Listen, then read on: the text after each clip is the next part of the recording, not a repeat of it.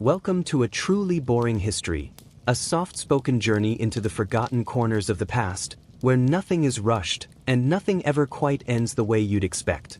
Tonight, we quietly descend into the last days of a candle maker's world, a place where fire once lived, where orders were once spoken, and where silence slowly took its place. If you're just settling in for a peaceful listen before sleep, we'd love to know where you're listening from and what time it is there. Feel free to leave a comment and say hello. And if this kind of slow, heavy storytelling helps you drift into the quiet, don't forget to subscribe for more deliberately dull but deeply human stories from long, long ago. Now, let's begin with a place where no smoke rose. The first thing they never told you was how bad it would smell. You had imagined fire. You had expected heat. You even prepared yourself for the blisters and burns. But nothing could have readied you for the stench. It was the kind of smell that didn't just linger, it clung. A sour, thick rot that curled through your nose and settled in the back of your throat. Boiled tallow. Melted animal fat. Not the kind taken fresh from a clean cut of meat, but the rancid remnants scraped from bones and sinew days after the slaughter, sometimes already touched by rot. And there it was, bubbling in a great blackened pot over a fire that hissed when drops of the mixture spat over the rim. The walls of the workshop were slick with old smoke. The rafters hung low, soaked in the stink of decades. Your first breath in that room changed you. You gagged quietly, hoping the master wouldn't notice. But he did. Of course he did. He didn't laugh, just gave a single nod and turned back to the pot. "You'll stop noticing after a few weeks," he said. "But no one else will. You thought it was a joke. It wasn't. You were just a boy then, sent to learn a trade that would keep you fed, as your father put it. They had no forge to send you to, no mill, no shop. Only the candle maker had room. And a candle maker always had work, they said. After all, the church needed light. The nobility demanded beeswax, and the villagers needed cheap tallow candles just to survive the dark. You didn't know, back then, that it wasn't the kind of light anyone wanted to follow.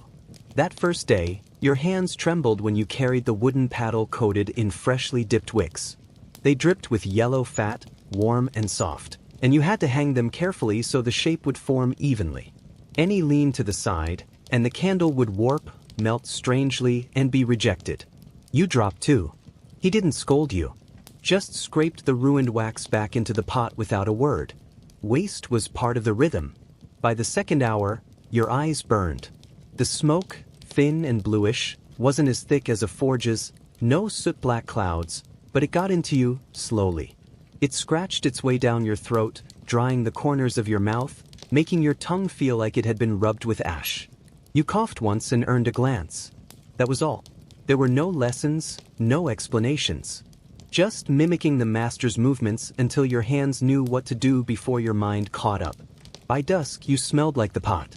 Your clothes were stained, your sleeves sticky, your hair heavy with grease. When you stepped out of the shop, the air outside tasted sharp and cold. You noticed birdsong, distant and sweet, something you hadn't heard in hours, drowned out by the hiss of fire and the low, wet boil of fat. You walked home in silence, afraid your mother would turn you back around at the door. And she almost did.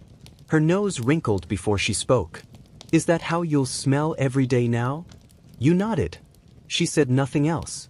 You ate in the corner that night. No one sat beside you.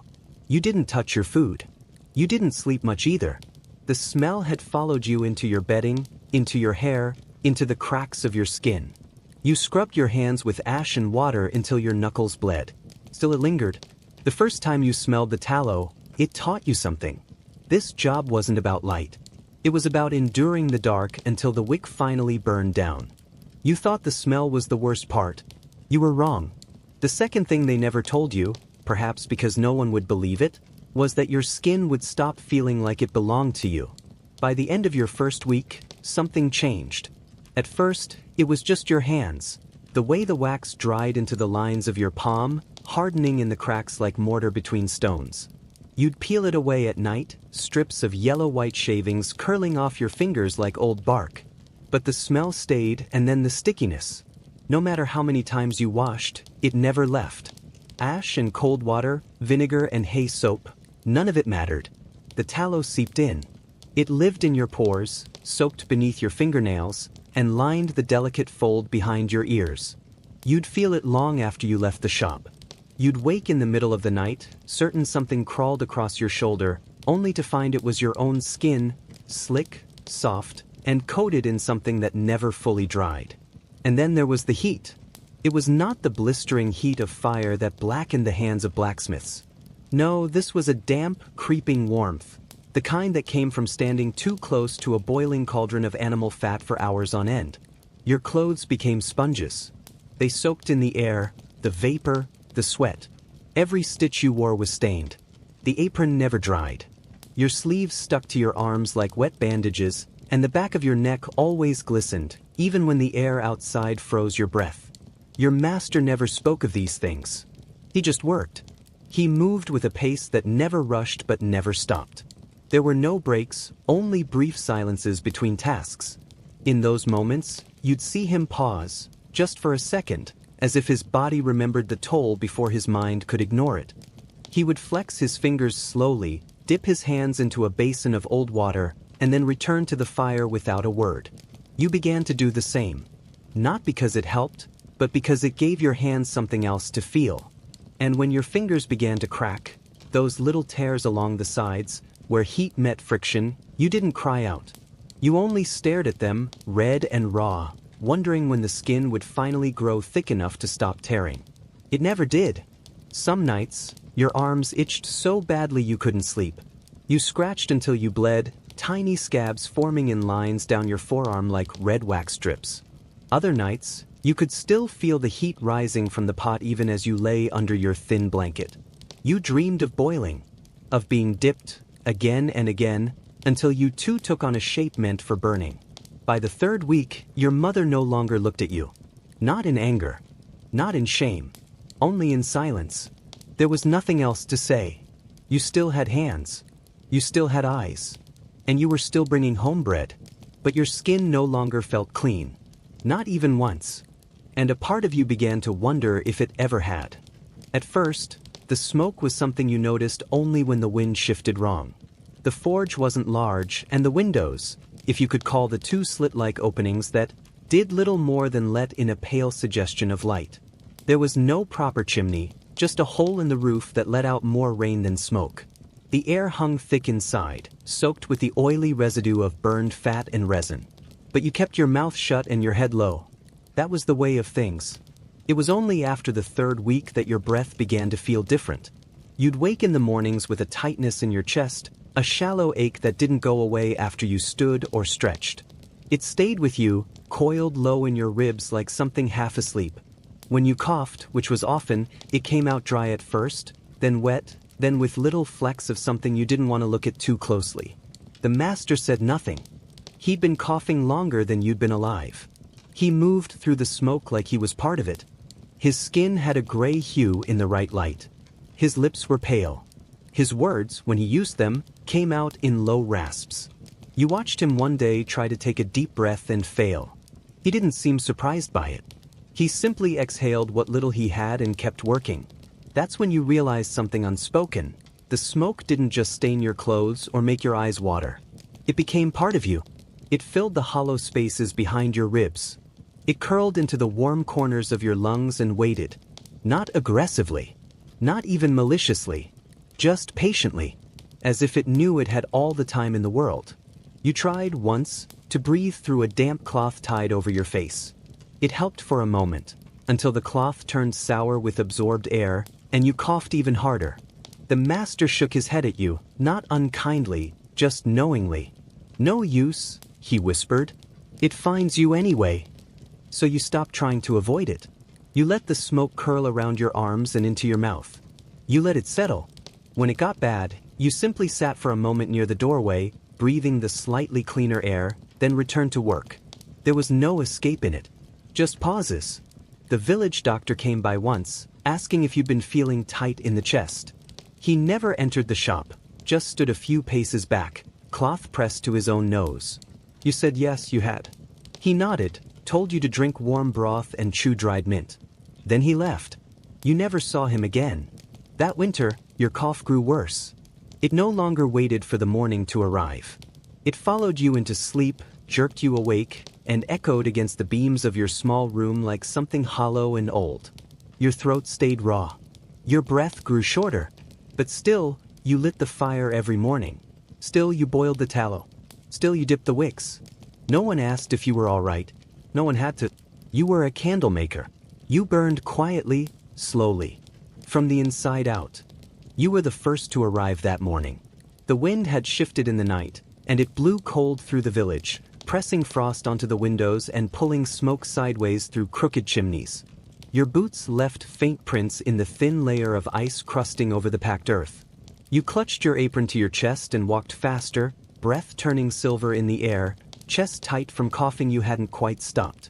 When you reached the workshop, the door was still latched from within. That was strange. The master always arrived before you.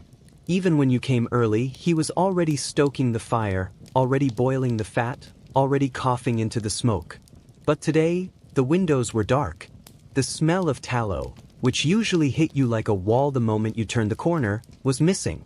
The shop felt like it had gone quiet before you ever stepped near it. You knocked once, then twice. Nothing. So you waited, pacing a little to keep your legs warm. Maybe he was late.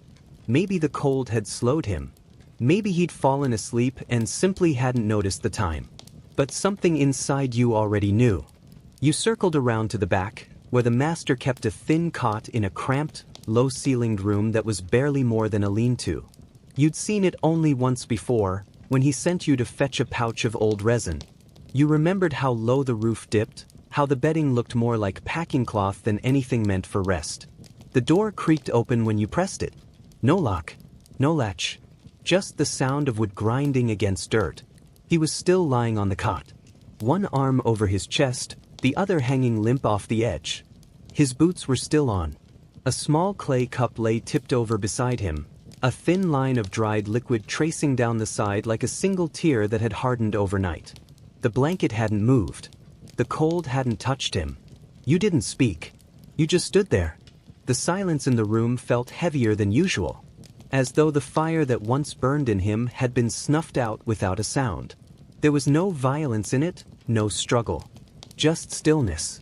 The kind that settles over a man who's grown too tired to keep boiling fat and breathing in poison. It wasn't a death the village would notice. There would be no bell rung for a candlemaker. No procession. No mass held in his name. He had no family left, no coin saved, and only you to mark that morning.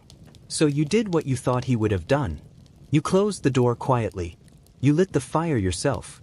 You boiled the fat, measured the wicks, and began to dip. The first candle of that day was crooked, uneven, its base soft and unformed. But the second one held true. And the third was better. You didn't cry. Not then. Not even later. That night, when you returned to the shop to finish the last batch, you lit a single candle and placed it beside the old cot. The flame barely moved. The wax melted quickly, pooling in the groove worn into the small wooden table beside him. It was the quietest kind of goodbye. There were no words, no prayers, only heat, wax, and light. The kind he spent his life creating. The kind he never had time to enjoy. The kind you now had to carry forward, alone. The fire didn't speak to you the way it spoke to him.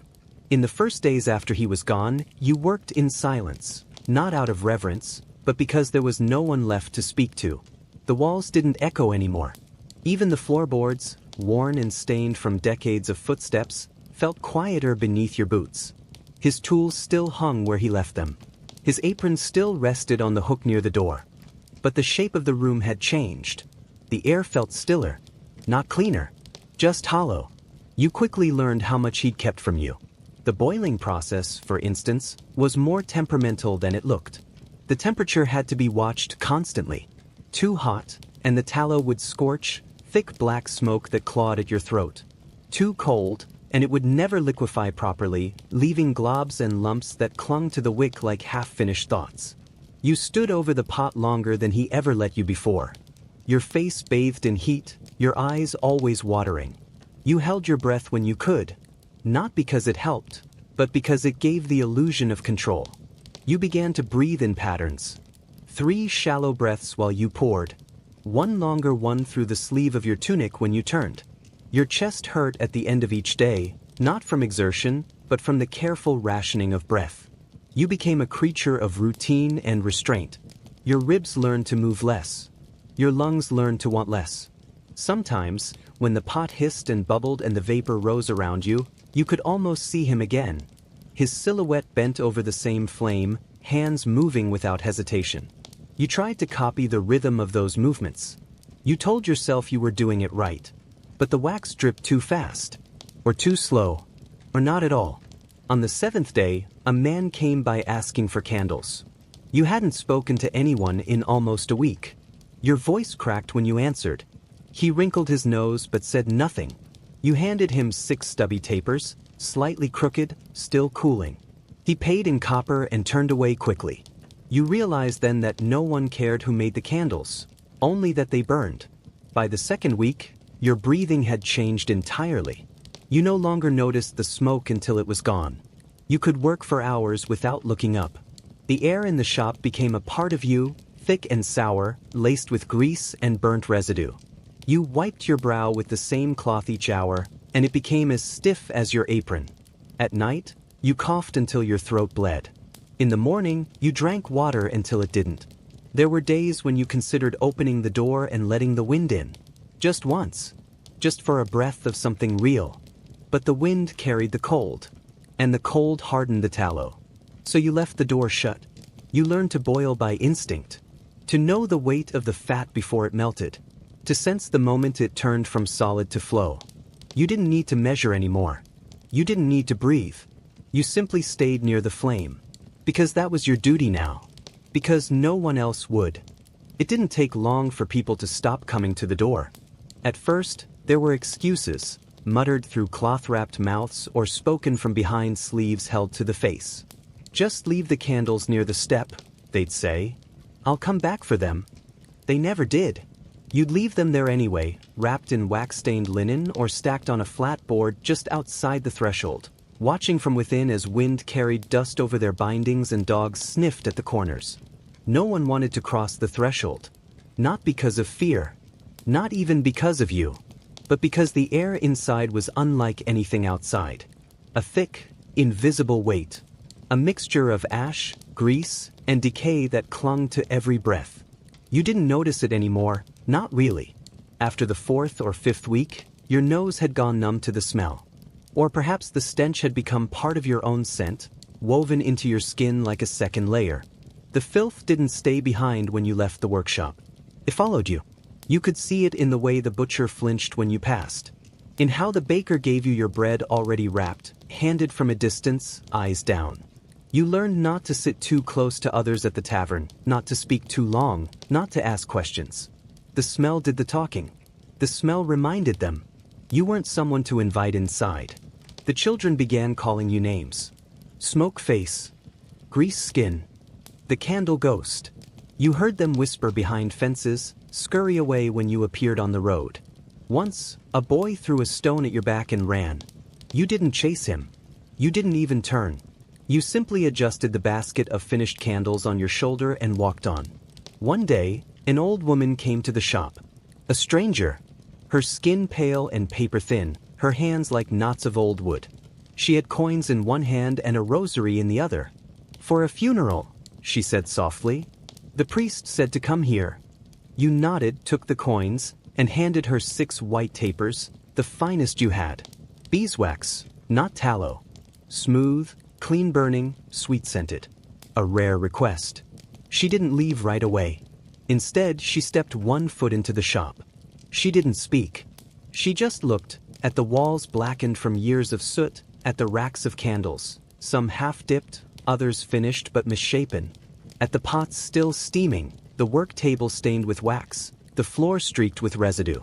She said nothing, but her face told the truth. You were not living in a workshop. You were living in a rot. She took the candles, stepped back outside, and before leaving, said only this. May the Lord remember you, even if no one else will. That night, you opened the back door. Just a crack. Enough to feel the air move again. But the breeze carried nothing you wanted. Only dampness and the smell of animals in the field and the far-off sound of someone laughing. Not cruelly, just freely, as though laughter were something you'd forgotten how to shape. You closed the door. The candles on the table had cooled, but their surfaces were uneven. One leaned too far left. Another had bubbles beneath its skin. You scraped them all back into the pot. No one would come for them anyway. No one visited twice. Once was enough. Once was too much. It started with the smallest mistake. You had done the motions so many times by then, lifting the iron ladle, stirring the vat, pouring the liquefied tallow over the rows of wicks. Your hands moved before your mind caught up. You no longer thought about the heat, the weight, or the steam that rose like a ghost with each new pour. The work had become muscle and rhythm. But it only takes 1 second for routine to turn on you. The iron handle slipped. Not much. Just a little turn of your wrist at the wrong moment. You didn't scream. The splash was silent compared to the sizzle that followed. You stood there, unmoving as boiling fat rolled down your forearm like slow honey, clinging to your skin, searing as it cooled. Your skin bubbled. Your breath stopped. You set the ladle down slowly. Not with panic, but with the strange calm of someone watching pain arrive from far away. You didn't run for water. There was none in the shop, and even if there had been, the instinct was gone. Instead, you tore off the outer sleeve of your tunic and wrapped it tight, gritting your teeth as cloth stuck to skin and blister. Then you went back to stirring. The pain stayed with you through the day. It didn't burn constantly, it pulsed. A slow, dull beat in your bones. You could feel your heartbeat inside the wound, each throb reminding you what you'd done and what couldn't be undone. That night, you unwrapped the cloth and saw what was left. The skin had peeled in places, raw and slick. In others, it had thickened and darkened, blistering beneath a thin crust that stretched too tightly. It looked less like your arm and more like someone else's mistake. You didn't show anyone. There was no one to show. And after that, more burns followed. They were smaller. Quick flicks of wax onto your knuckles. A misstep that sent boiling fat sloshing over the rim. The iron pot that burned your fingertips when you gripped it too low. You learned not to flinch. Not because you were brave, but because there was no point. The burns stopped being wounds. They became part of your hands. They changed your skin's texture, turned it shiny in places, cracked in others. Some parts never fully healed. They hardened, then cracked again. And in the winter, they split open with the cold. You wrapped them with whatever you had, old linen, strips of apron, wax-soaked string, but nothing helped for long. The worst was your left wrist. It stopped bending after a while. Not fully, just enough to make certain motions slower, rougher. You adjusted the way you stirred, leaned more into your right side. The imbalance became your new balance. You no longer remembered how it felt to hold something without pain. Sometimes, you would stare at your hands in the firelight, not as a craftsman, not with pride, just to remind yourself they were still yours. And when you dipped the next batch of candles, you did so carefully, not to avoid pain, but to control it. You had made peace with the heat, but the scars told stories you never wanted to hear again. They spoke of the first time, and all the times after. The burns didn't scream anymore, but they never went silent either. It wasn't the villagers that kept the shop open. They'd stopped coming long ago, leaving behind only the occasional order dropped off by a courier, coins bundled in cloth, instructions scratched hastily on wax tablets or crumpled parchment. No one asked how many candles you could make. No one cared if they were uniform, or clean, or fresh. They just needed them to burn. But even those requests came rarely. It was the church that kept the fire alive. Every month, without fail, a rider from the abbey would arrive, hood drawn low, gloves thick, boots caked with road filth. He never stepped inside the shop. Instead, he waited by the door until you emerged, bowed his head once, and handed you the list. 40 candles of beeswax for the altar, 12 for the confessional, 4 dozen tallow for the lower halls and chambers. A few extra always for the dead. He never said your name. You never asked his. But that exchange, quiet and brief, was the only certainty in your calendar. The orders never grew, never shrank. Just the same numbers, the same measurements, as though the church itself refused to acknowledge change. or need, or time. You often wondered how many of your candles lined those stone walls, flickering before saints carved in cold marble, melting before eyes that never blinked. You imagined them lighting up corridors no one walked anymore, cellars too deep for memory. Sometimes, you thought maybe the candles outlived the prayers they were meant to serve. You didn't believe much anymore. Not in saints. Not in salvation. But when you shaped the beeswax, you handled it differently. Slower. With care. It burned cleaner. Smoother. And though it cost more and was harder to come by, you always saved a small piece for yourself. Not to burn, but to smell. Just for a moment. It reminded you of a time before the tallow. Before the pot. Before your skin itched and your breath rattled in your chest. It smelled like honey and light. It smelled like the world you didn't get to live in. Sometimes, after the rider left and the shop was quiet again, you would sit by the open window, just slightly cracked, and hold a fresh wax taper in your hands. Not to use. Not to sell. Just to feel the texture between your fingertips. Smooth. Pure. The kind of candle the dead got to burn beside them. The kind the living could never afford. The abbey's coins kept your fire going. Their orders kept your hands busy. But it wasn't charity. It wasn't kindness. It was need. The monks needed candles like the lungs need air. Rituals required them. Sermons demanded them. The holy depended on the unholy work of your boiling pots. They never asked how the candles were made. And you never told them. You just counted out the bundles, sealed the boxes, and waited for the next month's list. You didn't pray. You didn't hope. You just worked. Because the church, unlike people, never stopped asking for more. And as long as they needed light, you would never be allowed to rest in the dark. You weren't expecting the knock. It came just after dawn, when the light was still gray and uncertain, and the shop smelled like damp ash and sleep. At first, you thought it was the monk's rider, perhaps arriving early with another order. But when you opened the door, it was a boy. Thin, not more than 15. A ragged cloak clung to his shoulders, and his hands trembled, not from fear, but from cold and hunger so familiar you felt it in your own chest. He didn't introduce himself, only said that his uncle sent him. A distant man in the village whose name you half recognized. Someone who must have thought it better to send the boy to your workshop than let him idle through winter. You should have turned him away. But something in his eyes stopped you. That flicker of quiet desperation. The same flicker you'd once carried when your master took you in. So you let him in. Said nothing. Handed him a broom. The first day was simple. He swept. He watched. He asked no questions and you offered no guidance. When the pot bubbled, he stood back. When the smoke thickened, he wiped his sleeve across his nose. By evening, he looked pale but steady, his eyes sharp with the unspoken question every apprentice asks. Is this all there is? You didn't answer. The second day, he burned himself. It was minor.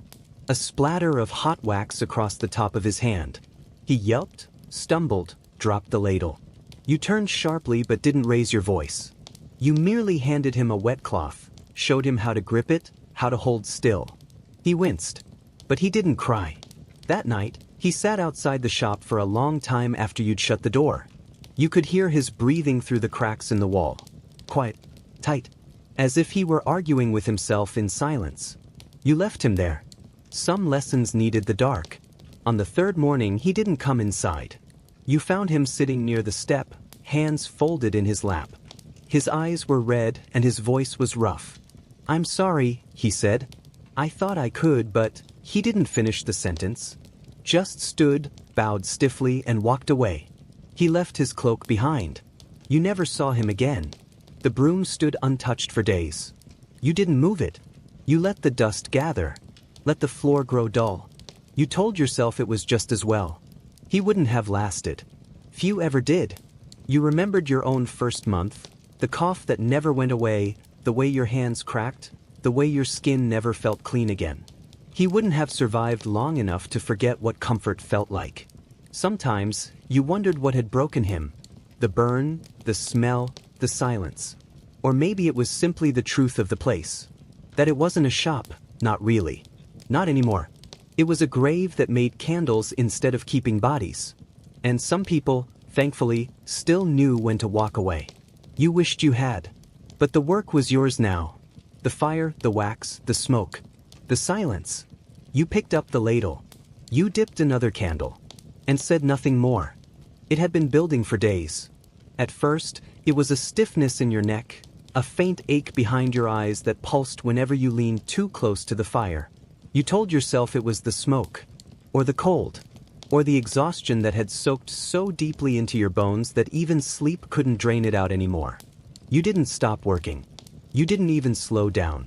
The orders from the Abbey had come early that month, extra candles for a vigil, and you couldn't afford delay. By evening, your hands began to shake. The cold had crept under your skin and brought heat with it, not the heat of the forge or the bubbling tallow, but something deeper, wrong, and hollow. You tried to steady yourself against the table, pressing your palm against the wood, but the floor tilted sideways, and you had to sit. Just for a moment, you told yourself. Just long enough to breathe. But when you stood again, the pot had already begun to hiss too loudly. You reached for the ladle and missed. The metal clanged against the floor, and the splash caught your apron. You didn't flinch. There was no strength left in your shoulders for surprise. You wiped your face with the back of your arm and realized you were soaked in sweat. Not from fire. From within. Still you worked. Because the candles had to be finished. Because the wax doesn't care if you shiver or if your skin burns from the inside out. It cools whether you're standing or not. It hardens whether you live to light it or not. That night you dipped by feel. The room blurred and doubled. You gripped the bench with one hand, the wick string with the other, and tried to remember how many times you dipped this batch. Was it 6? 7? It didn't matter. You dipped again. You leaned over the vat and whispered numbers to yourself like prayers. At one point, the fever broke, suddenly and without warning. Your body gave up the heat all at once, and you were left freezing in the middle of the shop, breath short, fingertips numb. You sat on the floor beside the fire and watched your shadow tremble on the far wall. The candles stared back at you, rows of silent witnesses, pale and smooth, waiting to be boxed and forgotten. And still, you didn't sleep. When dawn crept in, you found yourself slumped over the table, one cheek pressed to the wood, the last candle half dipped and cooling in your hand. Your clothes clung to your back. Your lips were dry. But the fire still burned low, and the pot hadn't boiled over. You stood barely. You packed the box. You sealed it. And when the monk's rider arrived later that morning, you handed him the bundle without a word. He didn't ask why your face was so pale or why your eyes didn't focus. He just nodded, mounted his horse, and disappeared. You closed the door behind him. And that was all. No reward. No rest. Only the quiet hum of your bones, too tired to ache. Only the candles, still warm in their wrapping. Only the smell of wax and ash and a body that had nearly burned itself dry. You used to think the worst of it was the smoke. That the poison came only through the air, black, cloying, invisible. That what entered your body left with the coughs, with the sweat, with the long silences between each breath. But after that night, the fevered one, the long one, something changed. Your skin didn't just blister anymore. It stayed raw longer than it should have. And beneath the surface, you felt something begin to settle. It began in your fingertips. They stopped healing. Tiny cuts from wick strings or rough wooden racks no longer closed the way they used to. You noticed it first when you scratched your thumb against a nail and the blood that welled up didn't bead properly. It oozed instead, slow and reluctant. And when it dried, it left behind a film, thin and pale, like candle residue. You peeled it off with your teeth and said nothing. But the feeling spread. There were days when your veins itched. Deep, unreachable. You would sit by the fire and rub your wrists, press your knuckles until they popped, trying to shake free a sensation like thickening. As if something inside your blood was hardening, one drop at a time. The worst part was how familiar it felt. Not alien. Not new. Just inevitable. You began to dream of wax. Not candles. Not flames. Just wax, stretching, folding, seeping under your nails, behind your eyes. You'd wake up with your mouth tasting like tallow and your hands already moving, already reaching for the ladle, even in the dark. You no longer bled red. Once, while trimming a wick too close, The blade slipped and carved a thin slice across your palm. You hissed and held it tight, but when you looked, what emerged wasn't blood, not really. It was thicker, pale, with a strange sheen that caught the firelight. You wiped it on a rag. The cloth stiffened as if dipped in cooling wax. That was when you stopped trimming the wicks yourself. You told yourself it was about efficiency, about time. But the truth was simpler. You didn't want to see it again. There was no one to tell. No doctor would come near. No priest would listen. No friend would care, if any remained. So you accepted it as you had accepted everything else. That the wax had found its way into you. That it was part of you now. That the years of boiling, dipping, breathing, burning, had turned your body into something else. You weren't dying. You were becoming. Not entirely human anymore. Not entirely machine. Something in between. A creature of smoke and wax and routine. A living wick, still burning down, one layer at a time. And as long as your hands moved, as long as the pot bubbled, as long as the candles were needed, you would remain upright. Silent. Binding the fire to the form. Even if the blood that ran through you had already cooled into something else. It happened without warning. No grand gesture. No storm. No sign from the heavens. Just silence, at the hour when there was usually the first breath of flame, the first flicker of orange against the soot-dark walls. You'd woken, as always, before the sun had cleared the hills, your body aching in the same familiar rhythm, knees, then spine, then the hollow place behind your eyes that never stopped pulsing. You lit the match with hands that had long stopped trembling. But when you brought it to the base of the firewood beneath the vat, the flame sputtered and died. You thought it was your fault at first. Too slow. Too damp.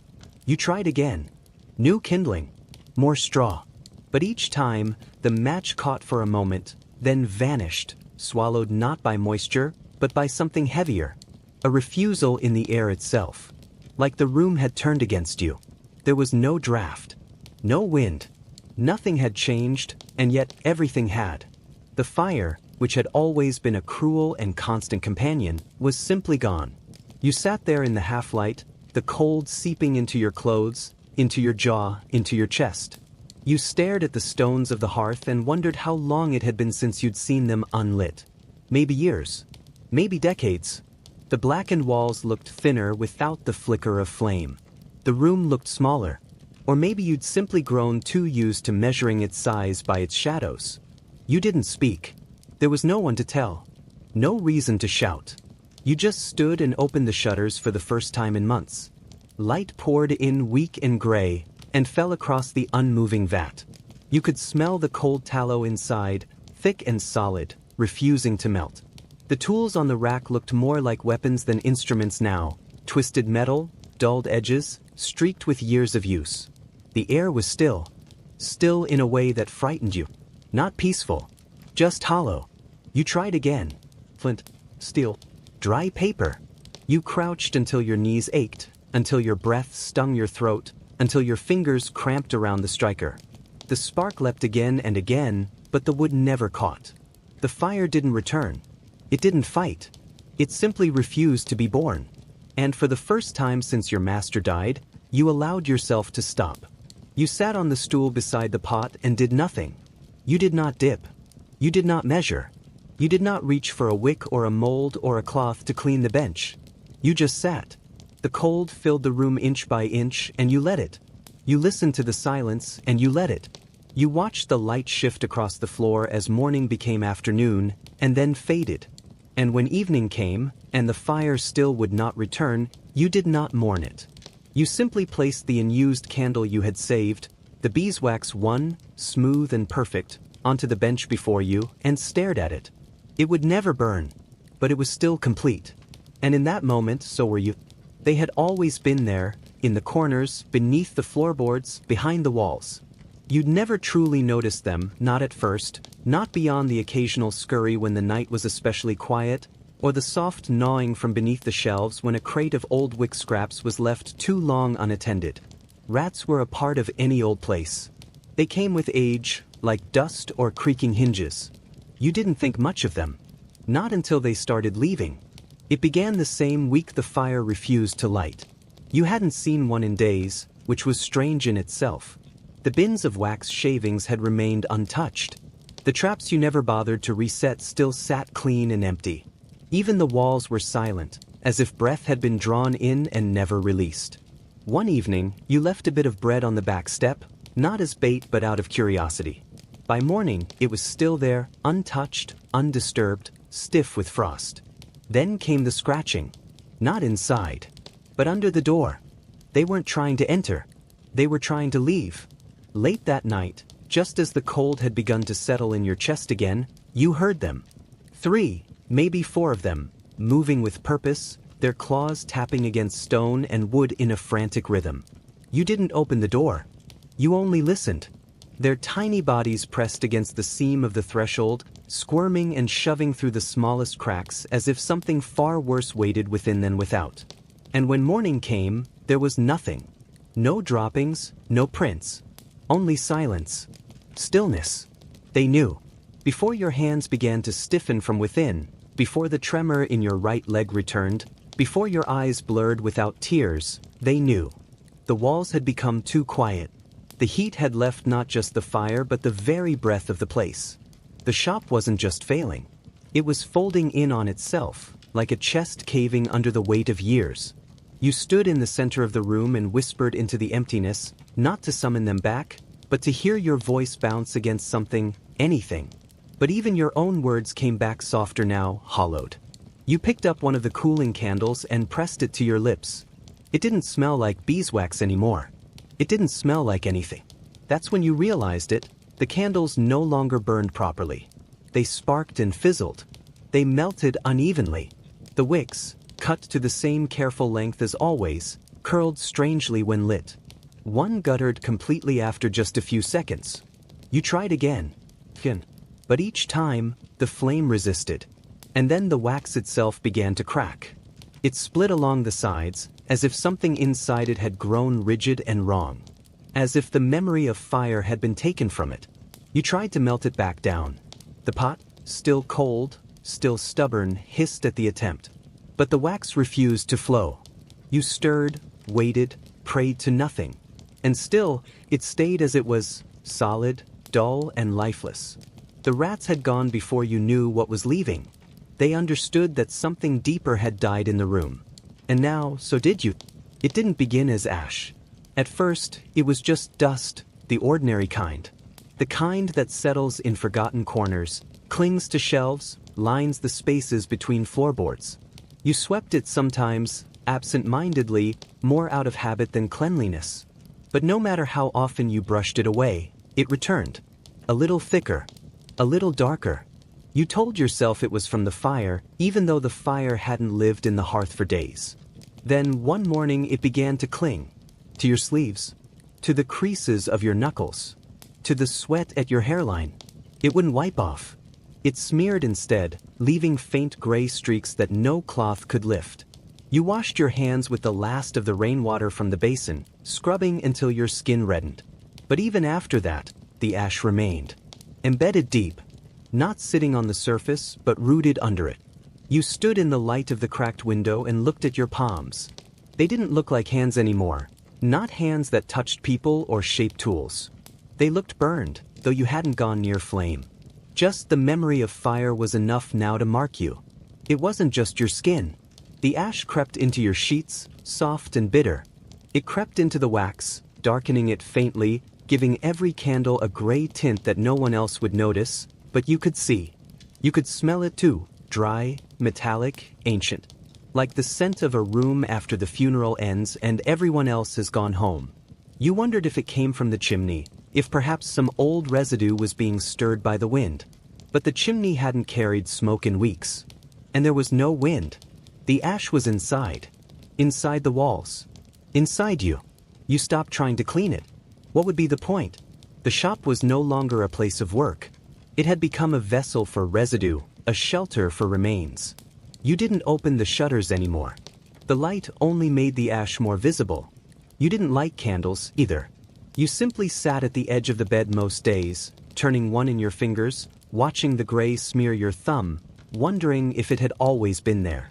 Once, long ago, your master had told you that ash is just memory made visible. "Burn anything long enough," he'd said, "and it will leave behind proof that it happened." Back then, you'd thought he was talking about firewood, or wicks, or bones. But now you knew. He had been talking about people. And you were nearly all burned through. It didn't happen suddenly. There was no abrupt silence, no messenger with bad news, no letter marked with wax and regret. It was quieter than that. Just an empty space where the monk's rider used to appear, a space that stretched from one week to the next, and then to the one after that, until the calendar on your wall, once marked with small scratches of anticipated arrival, became nothing more than a blank surface gathering dust and ash like the rest of the room. At first, you told yourself that delays were common. Perhaps a storm had washed out the roads, or a ceremony had demanded their full attention, but even as you formed the excuses, you didn't believe them, because the church had always been many things, but it had never been inconsistent. The orders came not because they cared about you, but because they needed you, and if they had stopped, it could only mean that need had vanished. You checked the road each morning, stepping just beyond the edge of your threshold with eyes squinting toward the treeline, listening not for voices, but for hoofbeats, those slow, deliberate hoofbeats you had grown to hate and depend on in equal measure, but all you heard was wind, brittle and unkind, threading itself through dead branches and cracked shutters, whispering nothing worth hearing. By the second week, the wax you had prepared for the next shipment began to harden in its molds, untouched, unshaped, unfired. The wick strings stiffened in the cold air, curling at their ends like vines that had grown toward sunlight and found only shadow. You wrapped them anyway, out of habit rather than purpose, tying each one with fingers that had forgotten what it meant to work for someone else's warmth. You considered sending a message, just a brief line, perhaps, or a small box of candles sent without request, a reminder that you were still here, still breathing, still willing, but then you remembered that names had not been exchanged in years, that the writer had never spoken a word more than necessary, that you didn't even know the name of the abbey anymore, if you ever truly had, and that no one on the other end would read your note with anything but polite confusion, if they read it at all. And so you sat, not in anger and not quite in grief, but in something heavier, a kind of dull, smothering stillness that filled the space where obligation had once lived. Without the orders, there was no reason to melt the wax, no reason to cut the wick, no reason to measure or wrap or wait. There was only the pot still cold, the hearth still black, and you, still here, still becoming ash. You hadn't realized how much noise the building made until it stopped, until the groan of old timber settling in the middle of the night no longer echoed from beam to beam, until the faint shifting of rats beneath the floor vanished completely, until the soft ticking of wax cooling in its molds was replaced by a kind of quiet so total that it didn't sound like peace, but rather like absence, like the house itself had decided to stop pretending to be alive, and you first noticed it not in a moment of drama but in the stillness between tasks, when your hand reached for a tool you didn't need and your breath caught in your throat not from effort but from confusion, because there was no reason to move anymore and the silence pressed against your ribs like weight, not loud, not cruel, just heavy in the way that waiting becomes when you've forgotten what for. You stood in the center of the room, the same room you had walked across 10,000 times, and you listened not for sounds but for signs. The creak of the roof in the wind, the sigh of the shutters against their hinges, even your own footfalls, but the floor gave you nothing, not resistance, not song, and for a moment you felt unsure whether your feet had touched the wood at all. The walls, once so responsive to your motion and noise, no longer answered you. You ran your hand across the surface where the candle rack used to hang, where soot once stained the plaster in faint spirals, and it felt cool.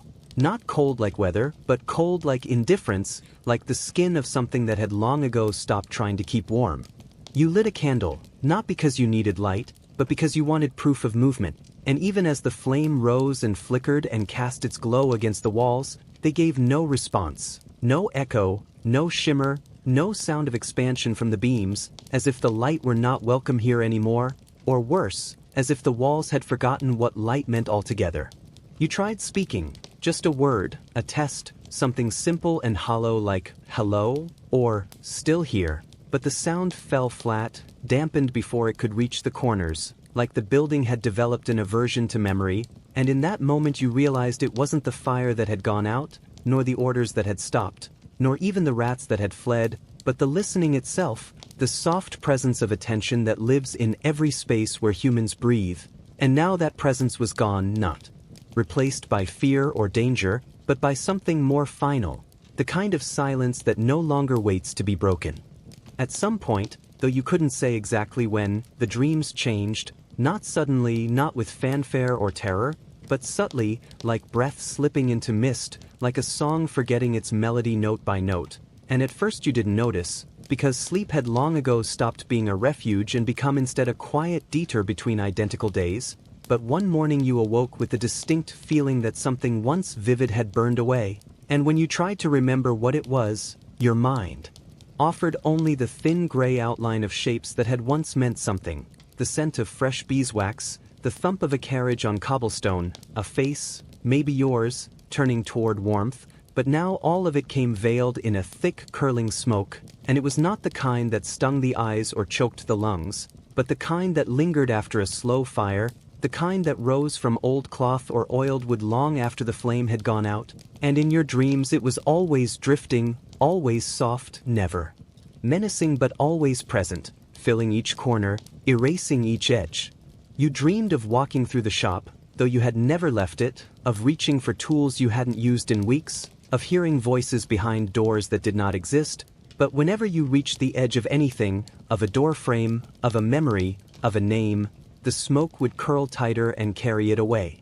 Sometimes you would dream of your own hands, covered in wax as always, but the wax would peel away in long, perfect strips like parchment, and beneath it, there would be no skin, only more smoke, rising gently from your fingers as if the core of you had been replaced by something intangible and gray.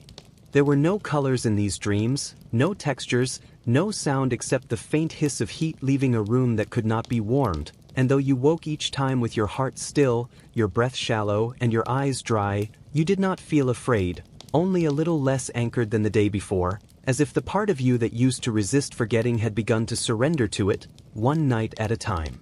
And so, when you closed your eyes now, whether to sleep or simply to rest from the weight of another motionless day, you no longer hoped for comfort or memory or even silence, but simply accepted that what came would come through smoke, and what left would leave without form. And in time you suspected even your name would drift away in the same slow spiral, without pain, without mark, like the last breath of a candle just before it disappears.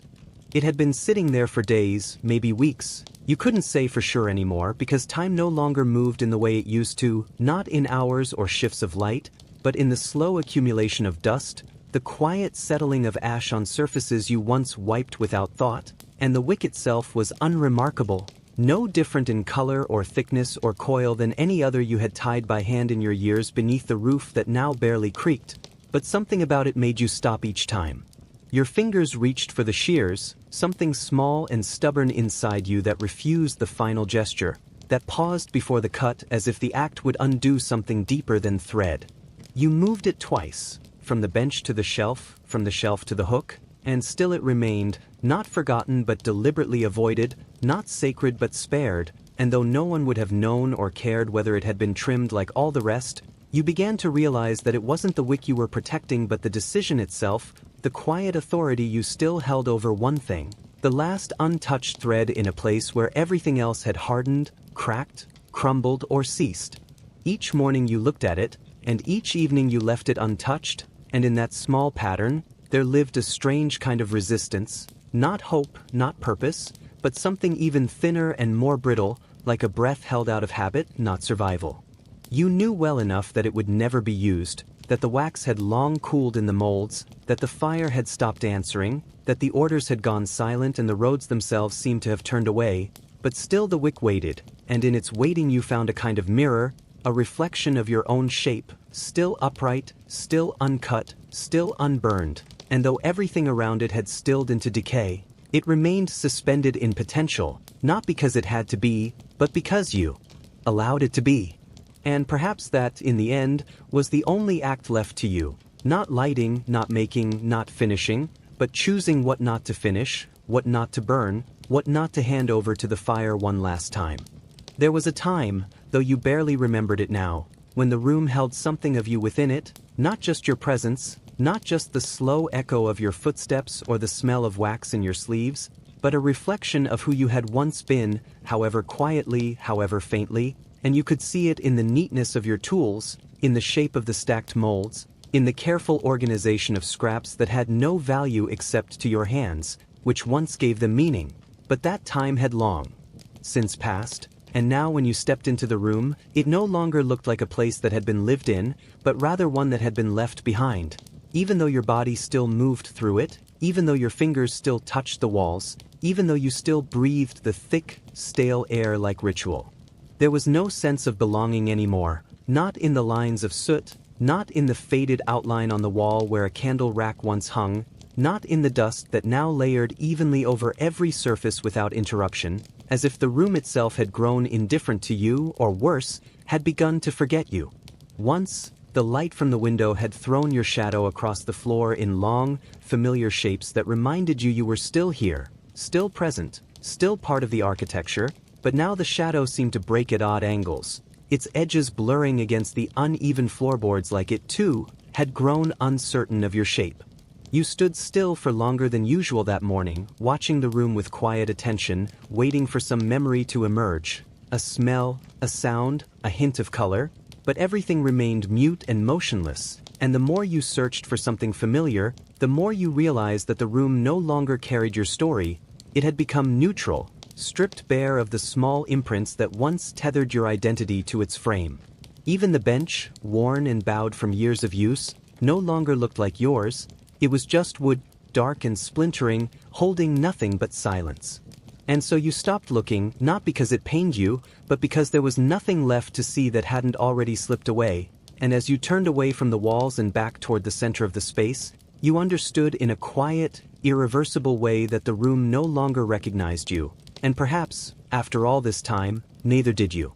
It was not marked by anything dramatic. No storm battered the walls, no sudden wind swept through the cracks, no final crackling collapse of old wood or forgotten stone, only the absence, vast and complete, of something you had never quite known how to name but always noticed by its trace. Smoke, thin and curling, the last visible breath of work, of warmth, of life, and on this day, there was none, not because the fire had failed to catch, not because the wax had run dry, not even because you had refused to strike the match, but because there was no longer a reason for it to exist, and without reason, even the most stubborn rituals fall away like ash from the edge of a spent wick. You stood in the same place where you had stood every morning since the beginning. Whether that beginning was years ago or merely the start of the silence, you could no longer tell, and you looked to the hearth, not with hope, not with expectation, but with a quiet sort of resignation, the kind that settles only after all other emotions have exhausted themselves, and you realized, with a stillness that reached beneath your ribs, that there would be no smoke today, not from the fire, not from the candles, not from memory, because the time for burning had passed, and in its place was only still air, unmoved, unmarked. You did not cry. You did not sigh. You did not touch the final wick or the cooled pot or the long-emptied vat. You simply remained. The room did not echo. The walls did not lean in. Even the floor beneath you felt less solid than before, not crumbling, but gently forgetting your weight. Somewhere in the rafters, a beam gave a soft moan, but it was not pain. It was more like a final breath released after holding too long. And though no one else would mark the moment, though no rider would arrive to find the doors sealed and the bench cold, though no record would be made of the quiet withdrawal of light, you knew what this was, not an end, but the soft, dull settling of something that had finished being needed, and in that silence, without the witness of smoke, you became not lost, not gone, but simply done.